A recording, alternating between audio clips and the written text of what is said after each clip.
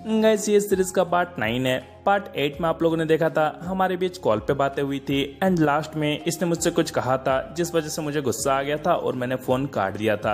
उसके बाद मुझे लगा था कि ये मुझे कॉल करेगी, हमारे बीच आगे बातें होंगी, लेकिन उसके बाद कई दिनों तक ना तो इसने मुझे कॉल किया और ना ही इसका मुझे कोई भी मैसेज आया। तो स्टार्टिंग में मुझे लग रहा था कि शायद ये मुझसे नाराज है, मुझसे गुस्सा है, इसलिए शायद ये मुझसे बात नहीं करना चाहती है। तो उसके बाद गाइस मैंने खुद से इसे मैसेजेस किए बहुत सारे, क्योंकि मैं इसे कॉल नहीं कर सकता था क्योंकि इसके घर पे ये रहती है तो हमेशा ये मुझे कॉल नहीं कर सकती है और मम्मी पापा सारे लोग रहते हैं, तो जिस वजह से मैं इसे कॉल नहीं कर रहा था। तो मैंने इसे जब मैसेज किया तो इसने मेरे मैसेज का भी कोई रिप्लाई नहीं किया। तो मुझे लग रहा था कि अब शायद हमारे बीच बातें नहीं होंगी, लेकिन उसके बाद कई दिनों के बाद ये मुझे मैसेज करती है और हमारे बीच जो बातें होती है यानी कि ये मुझसे जो कहती है वो देखकर मैं पूरी तरह से शॉक्ड हो गया था। गाइस हमारे बीच जो भी बातें हुई है अगर आप भी जानोगे तो आप भी पूरी तरह से शॉक्ड हो जाओगे कि हाउ इज दिस पॉसिबल, ये कैसे संभव हो सकता है।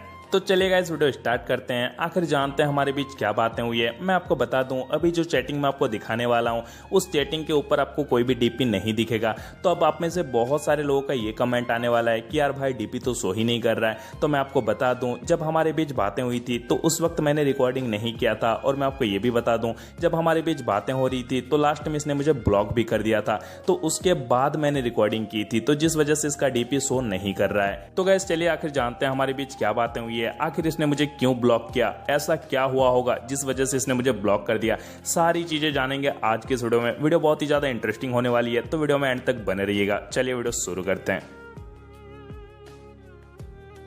सो गाइस सबसे पहले इसने मुझे मैसेज किया, कहती है हाय। मैंने कहा हाय। तो कहती है कैसे हो। मैंने कहा ठीक हूँ, तुम बताओ। तो कहती है करण मुझे तुमसे कुछ कहना है। मैंने कहा पहले ये बताओ उतने दिनों से ना तो फोन ना मैसेज, कहाँ थी तुम। तो कहती है सब बताऊंगी करण, बहुत बड़ी प्रॉब्लम हो गई है, मेरे पास ज्यादा वक्त नहीं है। गाइस मैं आपको बता दूं इसकी ये बात सुनकर मैं काफी घबरा गया था, क्योंकि मुझे समझ नहीं आ रहा था कि आखिर ये ऐसे क्यों कह रही है कि बहुत बड़ी प्रॉब्लम हो गई है, ऊपर से ये भी कह रही है कि मेरे पास ज्यादा वक्त नहीं है। तो मैं सीरियसली बहुत ज्यादा घबरा गया था, लेकिन मैंने इससे पूछा क्या हुआ। तो कहती वही तो कह रही हूँ, मुझे कुछ कहना है तुमसे। मैंने कहा हाँ कहो ना। तो फिर ये रोने वाला इमोजी भेजती है। अब गाइस मैं आपको बता दूं इसकी ये हरकतें देखकर मैं पूरी तरह से घबरा गया था, क्योंकि पहले ये मुझसे कहती है बहुत बड़ी प्रॉब्लम क्रिएट हो गई है, फिर मुझसे कहती है मेरे पास ज्यादा वक्त नहीं है, और अब ये रोने वाला इमोजी भेजती है। तो ऐसी हरकतें देखकर आखिर कौन ना घबराए, तो मैं भी पूरी तरह से घबरा गया था कि आखिर ऐसा हुआ क्या है। तो फिर मैंने इससे पूछा क्या हुआ, तुम रो क्यों रही हो। तो कहती है करण सॉरी। मैंने कहा पर हुआ क्या ये तो बताओ।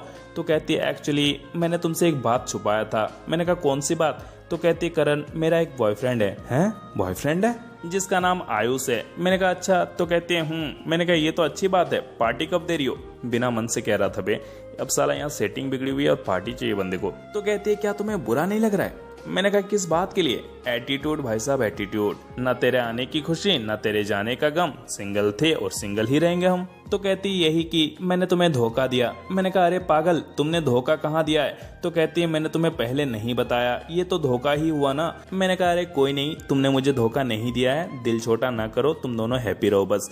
गाइस मैं आपको बता दूं बिना मन से कह रहा था यार, एक्चुअली दिल से तो कुछ और ही निकल रहा था। दिल से तो यही निकल रहा था तुम दे रही हो दिल में किसी और को जगह, लेकिन कोई न चाहेगा तुमको इस नाचीज की तरह। कहती है करण क्या तुम्हें सच में बुरा नहीं लग रहा है। कैसे बताऊं मैं तुम्हें, बुरा तो बहुत लग रहा है, लेकिन क्या करूं। मैंने कहा अब दुनिया की सारी लड़कियां मेरे लिए ही तो नहीं बनी ना सृष्टि। तो कहती है करण तुम इतने अच्छे क्यों हो, और ये फिर से रोने वाला इमोजी भेजती है। मैंने कहा क्योंकि मैं तुम्हारा बॉयफ्रेंड नहीं हूं ना इसलिए, और दोस्त हमेशा अच्छे ही होते हैं। सीरियसली गाइस दोस्त हमेशा अच्छे होते हैं। तो कहती है करण प्लीज मुझे माफ कर दो, और फिर से ये रोती है। मैंने कहा अरे पागल मैं गुस्सा नहीं हूँ, तुम रो क्यों रही हो। तो कहती है करण अब मैं तुमसे कभी बात नहीं कर पाऊंगी। हैं साला बॉयफ्रेंड मिलते ही फ्रेंड को भूल गई। और कहती है मुझे माफ कर देना प्लीज। मैंने कहा पर क्यों। सीरियसली गाइस बहुत लगा था यार दिल में। कहती है क्योंकि मेरा फोन छीन लिया गया है, अभी मम्मी नहा रही है तो बहुत मुश्किल से तुम्हें मैसेज कर पा रही हूँ। एक्चुअली मैं तुम्हें कॉल करती पर मम्मी कहीं मेरी आवाज ना सुन ले, इस डर से मैंने तुम्हें कॉल भी नहीं किया।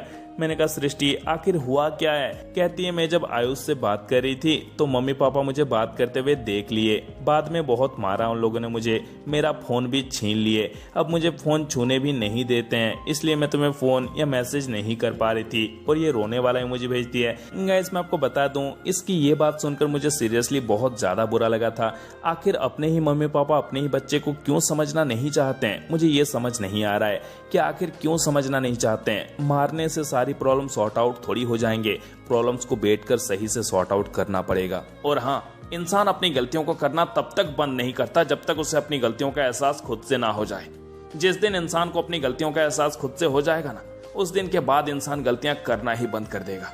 आज आपने उसे मारा है तो इसकी कोई गारंटी नहीं है कि वो दोबारा गलती नहीं करेगी।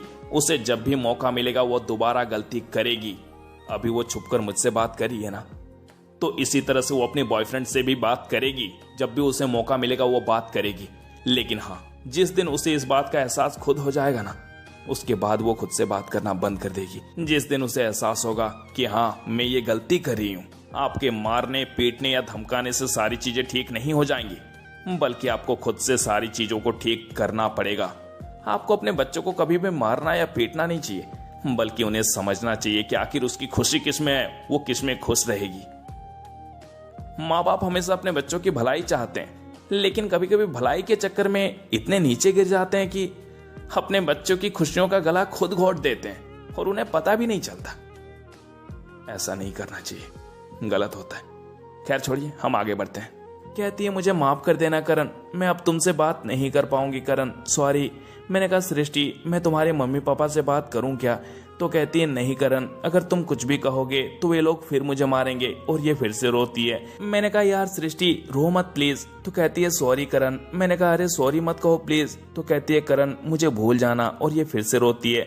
मैंने कहा, तुम मेरी फ्रेंड हो, कैसे भूल जाऊं? तो कहती है, मैं क्या करूं करण, सॉरी। तो मैंने कहा, यार प्लीज तुम बार बार सॉरी मत कहो। कहती है, ओके करण, मम्मी आ रही है, बाय बाय बाय बाय। और ये फिर से रोती है। मैंने कहा, अरे सुनो तो।